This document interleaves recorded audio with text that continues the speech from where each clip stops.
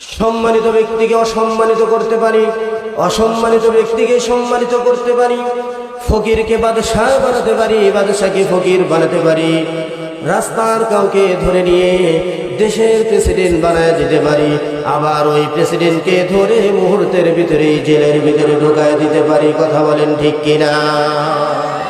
আল্লাহ নবী হযরত মূসা আলাইহিস সালাতু ওয়াস সালাম আল্লাহ রব্বুল আলামিনকে লক্ষ্য করে বললেন, রব্বুল আলামিন আপনি আমাকে এমন একটি নতুন কালেমা শিখিয়ে দেন, এমন একটি বাক্য শিখিয়ে দেন যেই বাক্য পাঠ করে আমি আপনার নিকটবর্তী হয়ে যেতে পারি।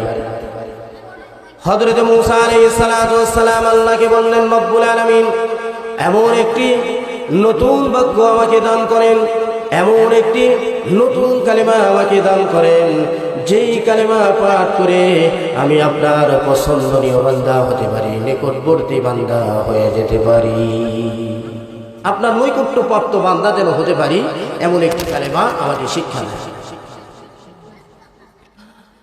আল্লাহ রাব্বুল আলামিন তখন বললেন, কুল ইয়া মূসা লা ইলাহা ইল্লাল্লাহ, হে মূসা তুমি বলো লা ইলাহা ইল্লাল্লাহ। কি পড়তে বললেন? লা ইলাহা ইল্লাল্লাহ। এই বাক্যটা নতুন না পুরাতন? পুরাতন। সেই আদম আলাইহিস সালাতু ওয়াস সালাম থেকে কিন্তু শুরু হয়েছে।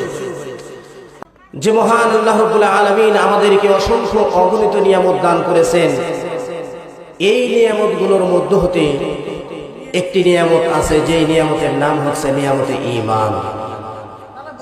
অসংখ্য অগণিত নিয়ামতের ভেতরে সবচেয়ে মূল্যবান এবং সর্বশ্রেষ্ঠ নিয়ামতের নাম হচ্ছে নিয়ামতে ঈমান, ঈমানের নিয়ামত। কি বলেন আপনারা? সবচাইতে উত্তম, সর্বশ্রেষ্ঠ, সবচেয়ে দামি নিয়ামতের নাম কি? একটু জবান খুলে বলুন। নিয়ামতে ঈমান, ঈমান নামক নিয়ামত। এই ঈমান অনেক দামি। এই ঈমান ছাড়া কাল কিয়ামতের ময়দানে কোনো উপায় নাই। ঈমান ছাড়া কাল কিয়ামতের ময়দানে আমাদের কোনো উপায় থাকবে না, কেউ নাজাত পাবে না। একজন মানুষের দুনিয়াতে হাজার হাজার কোটি কোটি টাকা সম্পদ থাকতে পারে, কিন্তু তার যদি ঈমান না থাকে তাহলে ওই মানুষটার দাম কাল কিয়ামতের ময়দানে এক পয়সাও থাকবে না। পক্ষান্তরে যদি একজন মানুষ দুনিয়াতে কিছুই নাই, কোনো টাকা পয়সা ধন দৌলত কোনো কিছুই তার নাই, কিন্তু কিঞ্চিত পরিমাণ ঈমান যদি সে নিয়ে যেতে পারে তাহলে কাল কিয়ামতের ময়দানে সে এই 10 দুনিয়ার সমপরিমাণ জান্নাত সে পেয়ে যাবে। সুবহানাল্লাহ। তাহলে ঈমানের কত দাম! ঈমানের একটা কালেমা আছে, যে কালেমার নাম, যেই কালেমাটি হচ্ছে লা ইলাহা ইল্লাল্লাহ মুহাম্মাদুর রাসূলুল্লাহ সাল্লাল্লাহু আলাইহি ওয়াসাল্লাম। এটা হচ্ছে ঈমানের কালেমা, ঈমানের একটি বাক্য। যে কালেমা পড়া ছাড়া মানুষ ঈমানদার হতে পারে না। কালেমা পড়লে মানুষকে ঈমানদার বলে, মানুষকে মুমিন বলে। তাহলে এই কালেমার দাম কত বেশি, তাহলে আমরা বুঝতে পারবো ঈমানের দাম কত বেশি। পৃথিবীতে একজন রাসূল, একজন নবী ছিলেন, যার নাম ছিল হযরতে মূসা আলাইহিস সালাতু ওয়াস সালাম। হযরতে মূসা আলাইহিস সালাতু ওয়াস সালাম এমন একজন নবী ছিলেন যিনি দুনিয়া থেকে সরাসরি আল্লাহর সাথে কথা বলতে পারতেন এবং আল্লাহর অত্যন্ত নৈকট্যপ্রাপ্ত একজন নবী ছিলেন, রাসূল ছিলেন। আল্লাহ নবী হযরত মূসা আলাইহিস সালাতু ওয়াস সালাম তখন বললেন, রব্বুল আলামিন আমি আপনার নিকটে নতুন একটি কালেমা চাইলাম, নতুন একটি বাক্য চাইলাম, যে বাক্য পাঠ করে আমি আপনার নৈকট্যপ্রাপ্ত বান্দা হয়ে যেতে পারি। কিন্তু আপনি আমাকে এমন একটি বাক্য দিলেন, এমন একটি পুরাতন বাক্য আপনি আমাকে দান করলেন, যে বাক্য শুরু হয়েছে হযরতে আদম আলাইহিস সালাতু ওয়াস সালাম থেকে। হযরতে আদম আলাইহিস সালাতু ওয়াস সালাম থেকে সেই বাক্য শুরু হয়েছে। এটা তো একেবারে পুরাতন একটি বাক্য, আপনি আমাকে একটা নতুন বাক্য দেন। আমার ভাইয়েরা, আমার মুরব্বিরা, আল্লাহ রাব্বুল আলামিন তখন হযরত মূসা আলাইহিস সালাতু ওয়াস সালামকে বললেন, হে মূসা তুমি কি জানো এই কালেমার দাম কত বেশি? আল্লাহ রাব্বুল আলামিন বললেন, লাউ আন্নাস সামাওয়াতি সাবআ ওয়াল আরদিনা সাবআ ফি কাফফাতিন, হে মূসা যদি তুমি 7 তবক আসমান এবং 7 তবক জমিনকে এক পাল্লায় রেখে দাও, ওয়ালা ইলাহা ইল্লাল্লাহু ফি কাফফাতিন, আর লা ইলাহা ইল্লাল্লাহকে যদি তুমি অপর পাল্লায় রেখে দাও, লামালাত বিহিন্না লা ইলাহা ইল্লাল্লাহ, তাহলে হে মুসা, তাহলে তুমি ভালো করে শুনে রাখো, তাহলে অবশ্যই অবশ্যই ওই কালেমার পাল্লায় ভারী হয়ে যাবে। তাহলে কত দাম ইমানের একটা কালেমা লা ইলাহা ইল্লাল্লাহ, এই কালেমার কত দাম। তাহলে এবার একটু চিন্তা করে দেখি, তাহলে এই ইমানের কত দাম। ইমানের একটা বাক্য, একটা কালেমার নাম হচ্ছে লা ইলাহা ইল্লাল্লাহ। সেই লা ইলাহা ইল্লাল্লাহর দাম যদি এত বেশি হয়, তাহলে ওই ইমানের দাম কত বেশি, ইমানের দাম কত বেশি। সেই ইমান নামক দৌলত আল্লাহ তাআলা আপনাকে, আমাকে, আমাদেরকে বিনা দরখাস্তে দান করেছেন। সারা জীবন যদি এই একটা নিয়ামতের শুকর আদায় করি, একটা নিয়ামতের শুকর আদায় করে আমরা শেষ করতে পারবো? আমরা শেষ করতে পারবো। বলতেছিলাম আমার ভাইরা, আমার মুরব্বীরা, ইমান নামক দৌলত অত্যন্ত দামি। কিঞ্চিত পরিমাণ ইমান থাকলেও তার অনেক দাম। আমার ভাইরা, আমার মুরব্বীরা, হাদিস শরীফ বলে দেখুন, আল্লাহ নবী বিশ্বনবী মুহাম্মদ আরবি সাল্লাল্লাহু আলাইহি ওয়াসাল্লাম বলেন, লা ইয়াদখুলুল জান্নাতা মান কানা ফি কলবিহি মিসকালু হাববাতিন মিন খারদালিন মিন কিবির। আল্লাহ নবী বিশ্বনবী মুহাম্মদ আরবি সাল্লাল্লাহু আলাইহি ওয়াসাল্লাম বলেন, যেই ব্যক্তির অন্তরের ভিতরে সরিষার দানা সম পরিমাণ অহংকার থাকবে, ওই ব্যক্তি জান্নাতে প্রবেশ করতে পারবে না। তাহলে অহংকার সরিষার দানা সম পরিমাণ থাকলেও সে জান্নাতে প্রবেশ করতে পারবে না। আসলে অহংকারের চারটি স্তর রয়েছে। কয়টি স্তর রয়েছে বলেন? চারটি স্তর। সবগুলো বলা সম্ভব না, যেহেতু সময় কম। সর্বনিম্ন স্তর হচ্ছে সরিষার দানা সম পরিমাণ। এই সরিষার দানা সম পরিমাণ যদি আপনার কিবির, অহংকার কোনো মানুষের ভিতরে থাকে, তাহলে ওই মানুষ জান্নাতে প্রবেশ করতে পারবে না। তাহলে অহংকার কত মারাত্মক ব্যাধি, কত মারাত্মক ধরনের গুনাহ। যেই অহংকার করার কারণে ইবলিস শয়তান সারা জীবন আল্লাহর ইবাদত করার পরেও সে অভিশপ্ত হয়ে গেছে। কোন গুনার কারণে? এই অহংকার করার কারণে। আল্লাহ তাআলা হযরত আদম আলাইহিস সালামকে সৃষ্টি করলেন। সৃষ্টি করার পরে বললেন যে তোমরা সিজদা করো। সবাই সিজদা করলো, কিন্তু একজন সিজদা করলো না। সে কে? ইবলিস শয়তান। আল্লাহ রাব্বুল আলামিন তখন বললেন, হে ইবলিস, ক্বালা ইয়া ইবলিস মা মানাকা আন তাসজুদা লিমা খালাকতু বিয়াদাই। হে ইবলিস, আমি আল্লাহ রাব্বুল আলামিন যাকে নিজের হাতের মাধ্যমে তৈরি করলাম, সৃষ্টি করলাম, ওই আদমকে সিজদা করা থেকে তোমাকে কোন জিনিস বাধা প্রদান করলো? কোন জিনিস তোমাকে বাধা প্রদান করলো? তুমি কেন আদমকে সিজদা করলেন? তখন ইবলিস অহংকার করে বসে। অহংকার কাকে বলে? অহংকার বলা হয় নিজেকে বড় মনে করা এবং অন্যকে ছোট মনে করা, তুচ্ছ মনে করা। নিজেকে বড় ভেবে অন্যকে তুচ্ছ তাচ্ছিল্য করা, অপমান করা, একে বলা হয় অহংকার। ইবলিস তখন বলল, ক্বালা আনা খায়রুম মিনহু খালাকতানি মিন নারিন ওয়া খালাকতাহু মিন তিন। ইবলিস কি বলল? আনা খায়রুম, আমি তো ভালো, আমি তো উত্তম আদমের চেয়ে। কার চেয়ে? আদমের চেয়ে আমি উত্তম। খালাকতানি মিন নার, আপনি আমাকে আগুন দ্বারা সৃষ্টি করেছেন, আর আদমকে সৃষ্টি করেছেন আপনি মাটি দ্বারা। সুতরাং মাটির চাইতে আগুনের দাম বেশি, সুতরাং আমি তো আদমের চাইতে বেশি উত্তম। সুতরাং আমি উত্তম হয়ে কেন আদমকে সিজদা করব? বলেন নাউজুবিল্লাহ। এই যে নিজেকে বড় মনে করলো, ইবলিস শয়তান নিজেকে উত্তম মনে করলো, ভালো মনে করলো, আর আদমকে, আদম আলাইহিস সালামকে তুচ্ছ মনে করলো। এটাই হচ্ছে অহংকার। আল্লাহ রাসূল হাদিসের ভিতরে বললেন, যে ব্যক্তির অন্তরের ভিতরে একেবারে সরিষার দানা সম পরিমাণ অহংকার থাকবে, সেই ব্যক্তি কোনোদিনও জান্নাতে প্রবেশ করতে পারবে না। এরপরে আল্লাহর নবী বলেন, ওয়ালা ইয়াদখুলুন নার মান কানা ফি কলবিহি মিসকালু হাববাতিন মিন ঈমান। আল্লাহর নবী বলেন, আর ওই ব্যক্তি জাহান্নামে প্রবেশ করবে না যে ব্যক্তির অন্তরের ভিতরে একেবারে সরিষার দানা সম পরিমাণ ঈমান বাকি থাকবে। সুবহানাল্লাহ। আরো জোরে বলেন সুবহানাল্লাহ।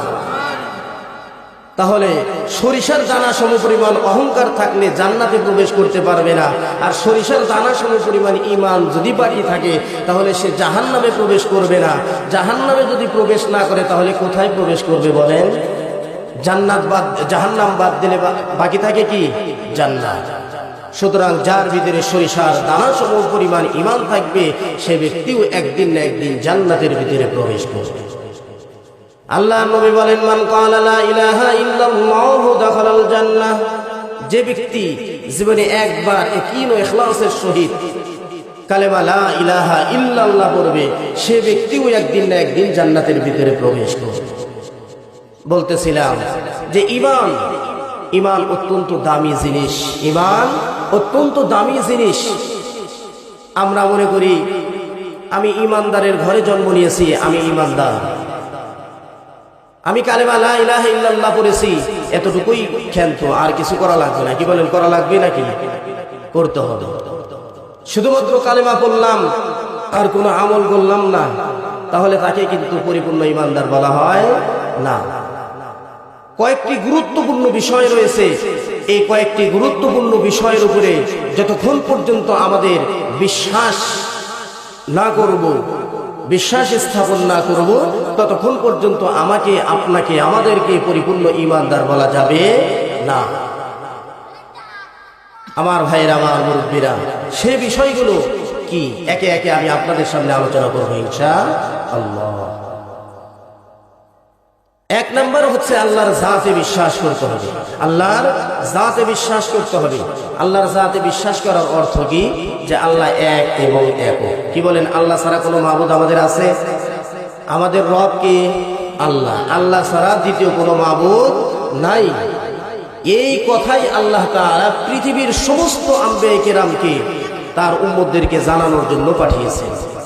পৃথিবীতে যত আম্বিয়া কেরাম এসেছেন সমস্ত আম্বিয়া কেরামের দাওয়াতের মূল পয়েন্ট ছিল আপনারা মানুষদেরকে বলুন লা ইলাহা ইল্লাল্লাহ, আল্লাহ ছাড়া কোনো মাবুদ নাই, আল্লাহই এক, আল্লাহই সব, এক আল্লাহ ছাড়া কোনো মাবুদ নাই। আল্লাহ রাব্বুল আলামিন বলেন, ওয়া মা আরসালনা মিন ক্বাবলিকা মির রাসূলিন ইল্লা নূহি ইলাইহি আন্নাহু লা ইলাহা ইল্লা আনা ফা'বুদুন। আল্লাহ রাব্বুল আলামিন বলেন, হে নবী, আমি আপনার পূর্বে যত নবী রাসূল প্রেরণ করেছি সমস্ত নবী রাসূলের নিকটে এই একটি মর্মে ওহী প্রেরণ করেছি, আন্নাহু লা ইলাহা ইল্লা আনা ফা'বুদুন। আল্লাহ ছাড়া, এক আল্লাহ ছাড়া দ্বিতীয় কোনো মাবুদ নাই। আল্লাহ তাআলা বলেন, হে নবী, হে রাসূল, আপনারা মানুষদেরকে এই কথা জানিয়ে দিন, এই কথা বলে দিন যে এক আল্লাহ ছাড়া দ্বিতীয় কোনো মাবুদ তোমাদের নাই, সুতরাং তোমরা আমারই ইবাদত করো। এক আল্লাহ ছাড়া যদি একাধিক মাবুদ মানা হয় তাহলে সে ব্যক্তি কিন্তু আর মুমিন থাকতে পারবে না, তাকে ঈমানদার বলা যাবে না, সে মুশরিক হয়ে যাবে, নাউজুবিল্লাহ।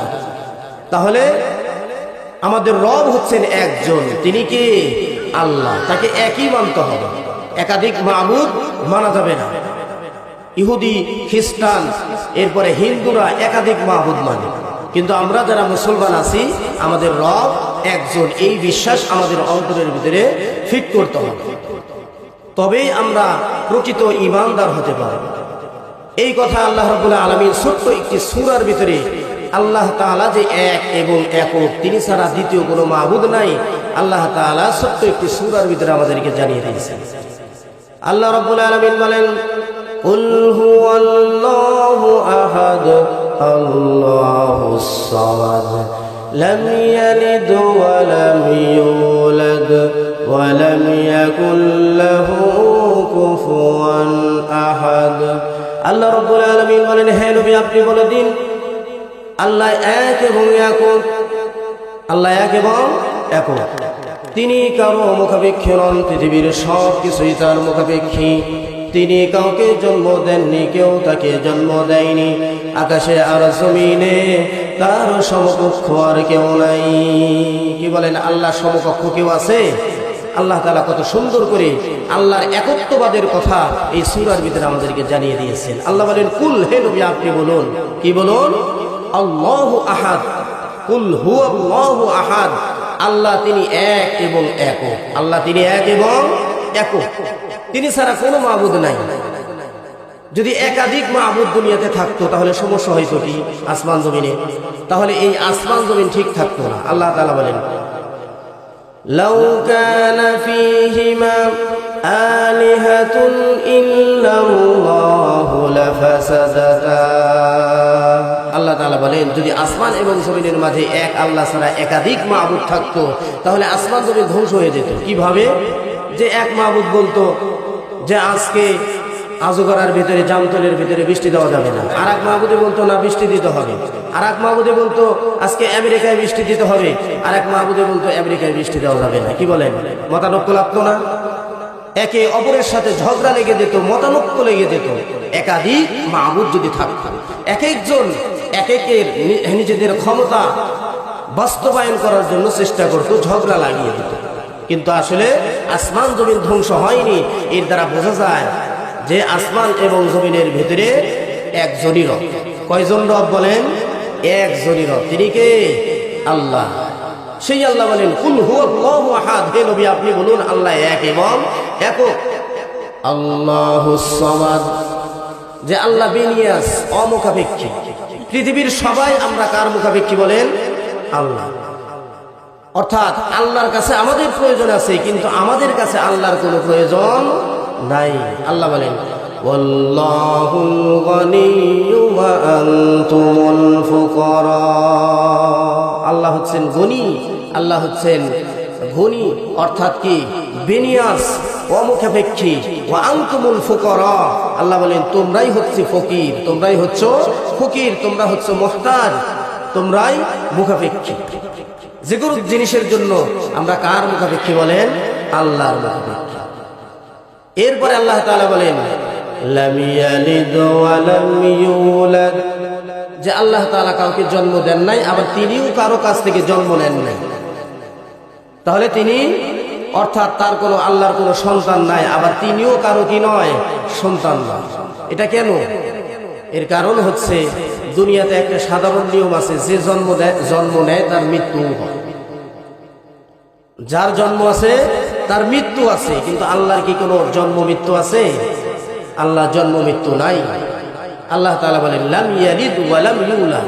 অপর আয়াতে আল্লাহ বলেন, আল্লাহু লা ইলাহা ইল্লা হুয়াল হাইয়ুল কাইয়্যুম। আল্লাহু লা ইলাহা, আল্লাহ হচ্ছেন তিনি যিনি ছাড়া কোনো মাবুদ নাই। হুয়াল হাই, তিনি জীবিত, তিনি সদা সর্বদাই জীবিত থাকবেন, তার কোনো মৃত্যু নাই। তাহলে এর দ্বারা বোঝা যায় যে আল্লাহ তাআলা কারোর থেকে জন্ম নেন নাই, আবার তিনি কাউকে জন্ম দেন নাই। এগুলো বিশ্বাস করার নাম হচ্ছে ঈমান। ওয়ালাম ইয়াকুল লাহু কুফুয়ান আহাদ, এবং আল্লাহর সমকক্ষ কেউ নাই। কি বলেন? আল্লাহর সমকক্ষ কেউ আছে? আল্লাহর যে শক্তি আছে, সামর্থ্য আছে, এরকম কারো আছে? দুনিয়ার কারো আছে? আসমান জমিনে কারো আছে? নাই। এজন্যই বলা হয়েছে, লাইসা কামিসলিহি শাইউন, তার মতো কোনো জিনিসই নাই, তার সমকক্ষ কোনো জিনিস নাই। ছোট্ট এই সূরার মাধ্যমে আমরা এটাই বুঝতে পারলাম যে আল্লাহ এক এবং একক, তার সাথে কোনো শরীক নাই। আল্লাহর সাথে যদি কেউ শরীক করে তাহলে সে সাথে সাথে মুশরিক হয়ে যায়। আর এই শিরক, এটা অত্যন্ত ভয়াবহ একটি গুনাহ। কোরআনুল কারীমের ভিতরে আল্লাহ তাআলা শিরকের গুনাহ সম্পর্কে বলেছেন, ইন্নাশ শিরকা লাযুলুমুন আযীম। শিরক হচ্ছে সবচেয়ে বড় জুলুম, শিরক হচ্ছে সবচেয়ে বড় জুলুম। শিরক কাকে বলে? শিরক বলা হয় আল্লাহর যেরকম ক্ষমতা আছে এই রকম ক্ষমতা অন্যের জন্য সাব্যস্ত করা। যেমন আল্লাহ সন্তান দেওয়ার মালিক, কি বলেন? এখন যদি কেউ মনে করে যে পীর সাহেব সন্তান দেওয়ার মালিক, বলেন নাউজুবিল্লাহ। তাহলে যেই ক্ষমতা আল্লাহর, ওই ক্ষমতাটা কোনো মাখলুকের জন্য সাব্যস্ত করার নাম হচ্ছে শিরক। আবার আল্লাহর কিছু গুরুত্বপূর্ণ বৈশিষ্ট্য রয়েছে, এই বৈশিষ্ট্যগুলো অন্যের জন্য সাব্যস্ত করা, যেমন আল্লাহ সৃষ্টিকারী, আল্লাহ সৃষ্টিকারী, এইটাকে যদি কোনো মাখলুকের জন্য কেউ সাব্যস্ত করে তাহলে সাথে সাথে সে কাফের কি হয়ে যায়, মুশরিক হয়ে যায়। ইবাদত কার জন্য করতে হয় বলেন? আল্লাহর জন্য করতে হয়। এখন যদি কোনো মানুষ অন্য কোনো মাখলুকের জন্য ইবাদত করে তাহলে সরাসরি সে শিরক করল, নাউজুবিল্লাহ। এটাকে বলা হয় শিরক। এই শিরক অত্যন্ত ভয়াবহ এবং মারাত্মক ধরনের গুনাহ। শিরক সম্পর্কে আল্লাহর রাসূল সাল্লাল্লাহু আলাইহি সাল্লামের একটি হাদিস আপনাদেরকে বলি। আল্লাহর নবী বিশ্বনবী মুহাম্মদ আরবি সাল্লাল্লাহু আলাইহি ওয়াসাল্লাম বলেছেন, মান মাতা ওয়া হুয়া ইশরিকু বিল্লাহ দাখালান নার। আল্লাহর রাসূল বলেন, যেই ব্যক্তি এই অবস্থায় মৃত্যুবরণ করবে যে সে শিরিক করেছে, অর্থাৎ শিরিক অবস্থায় যে ব্যক্তি মৃত্যুবরণ করবে, মৃত্যুবরণ করার সাথে সাথে সে জাহান্নামে যাবে, নাউজুবিল্লাহ। ওয়ামান মাতা ওয়া হুয়া লা ইশরিকু বিল্লাহ দাখালাল জান্নাহ। আর যে ব্যক্তি এই অবস্থায় মৃত্যুবরণ করবে যে সে আল্লাহর সাথে শিরিক করে নাই, তাহলে সে জান্নাতের ভিতরে প্রবেশ করবে, সুবহানাল্লাহি ওয়া বিহামদিহি। তাহলে শিরিক কত মারাত্মক ধরনের। তাহলে আল্লাহর একত্ববাদ বিশ্বাস করতে হবে। আল্লাহর জাতে বিশ্বাস করার অর্থ কি? আল্লাহকে এক এবং একক মানতে হবে এবং আল্লাহর অস্তিত্ব আছে এটাও মানতে হবে।